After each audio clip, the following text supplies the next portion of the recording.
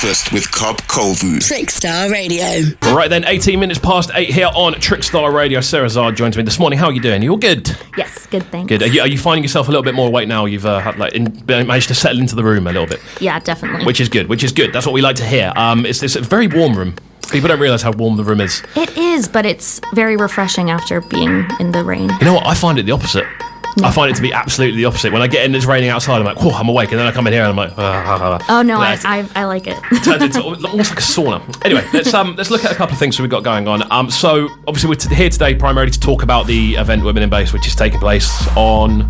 It is this Saturday, September 28th. 28th. So, run me through what the event specifically is. So, this event is a fundraiser for a charity called Sarah Zad Initiatives, and it is a charity for migrant and refugee women who have come to England, and they're learning English through Sarah Zad, and it's through forum theatre, which is a way to... It's basically a theater practice where you interchange roles and can do things differently. So you learn, so they do things like how to go to the doctor's office, how to go to the grocery store, all in English. So like real life scenarios, learning about life in the UK instead of just like... throwing a few phrases out there and stuff. Exactly. Yeah, so relevant, essentially learning how to live in the UK, essentially. Yeah, exactly. And it's a way more... I find effective way to learn a language. If I was going to learn a language, I'd like to do it in a more creative sense than just a workbook. Almost like being back at school. Yes, exactly. Like doing foreign... I always found foreign languages so difficult in school. So, me too. When we're looking at the lineup, like you've put together an amazing lineup for this one. Yes, I'm very lucky. 3 amazingly talented ladies playing. So run through who's involved.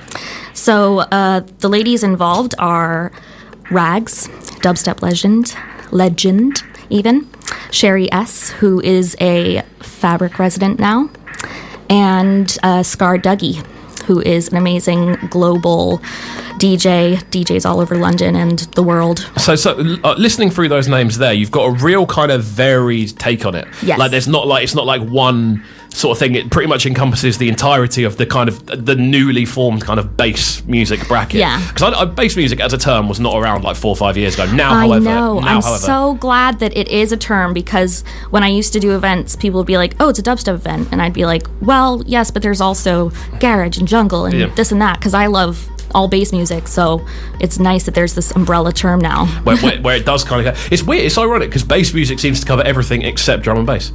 Oh, does it not? I always include it. You see, whenever I'm putting like the term bass music out there, I always put bass music and drum and bass as well. I always put them in separate brackets. Maybe I should start doing that. I don't know why. I think it might be because drum and bass is at a point where it's so big now, where it doesn't need to fall into an umbrella. Because you know how in this decade, like, it went dubstep's cool, now house is cool, now grime is cool. I feel like drum and bass has always been the constant, though. It's just like the...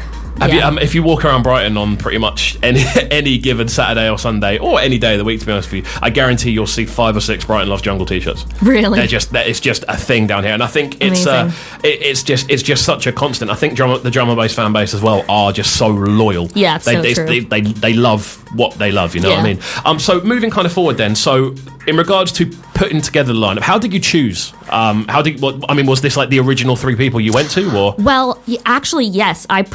I wrote down the list of girls I wanted. I knew I needed 3, and literally these are the 3 I wanted, which has just worked out lovely. Yeah, it's like getting your Christmas list and ticking all the top 3 things off. It's totally amazing. I knew the girls loosely through friends, so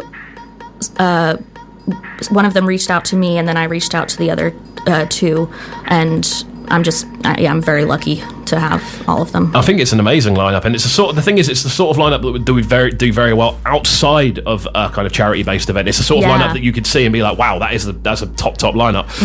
And then obviously you've got the charity element to it as well. It's something that should do really, really well by the sounds of it. Yeah, hopefully. And then as well as this is the thing that I found quite interesting. There's also, I believe, I'm not sure if it's somewhere between spoken word and like poetry and like a play. Lena is what I've seen on there. Like I've seen it on the posters and stuff. I'm not entirely sure what it is. So rather than me kind of blunder into it and kind of be like this, I'd rather hear exactly what it is from yourself. Cool. So recently, events I've done for charities, I like to have an element of the charity in the event as well as the bass music. So I did an event for a water charity from Pakistan. They bring solar water to Pakistan. So we had some Asian musicians and like combination of Asian and Western music and some bass music as well. So for this event, since it's for Syrian refugees, there's going to be a play for an hour and then the bass music after. So the play is called Lena. Lena is a fictional character that the women in the Sarah Zad workshops created. Okay. So they took their own experiences coming to London and put them into a character called Lena. So Lena is played by a wonderful woman named Intisar, and it's kind of her story coming to London.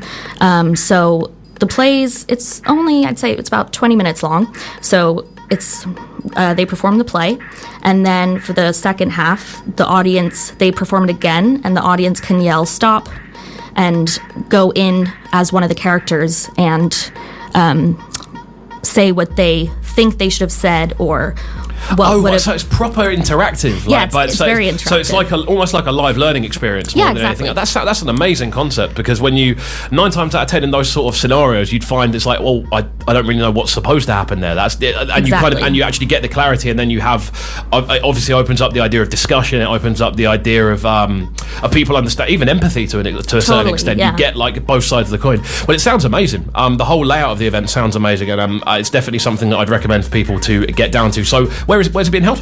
It's in Islington. Cool. So for Brightoners, you could just get the train up to Victoria, get the Victoria line up to Islington, Highbury and Islington, and it's like a 5-minute walk from there. It's on Upper Street at the Tap Room. Oh, wicked! So I've heard of the Tap Room as well. It's meant to got quite a good reputation as a venue. Yeah, they have a good bar, and we're downstairs. Okay, fabulous. Right. Yeah. What would you, if you could give me 3 words to describe the event that's coming up, what would they be? I'd say unique. It's very much on the spot for this one. Yeah. Yes. Unique. Girl power. And fun. Yeah. I like the sound of it. We're going to jump into a tune next. This one comes from Higo. We'll be back in just a second. Don't go anywhere. It's Trickstar Radio. Waking up Brighton. Breakfast with Cobb Colville.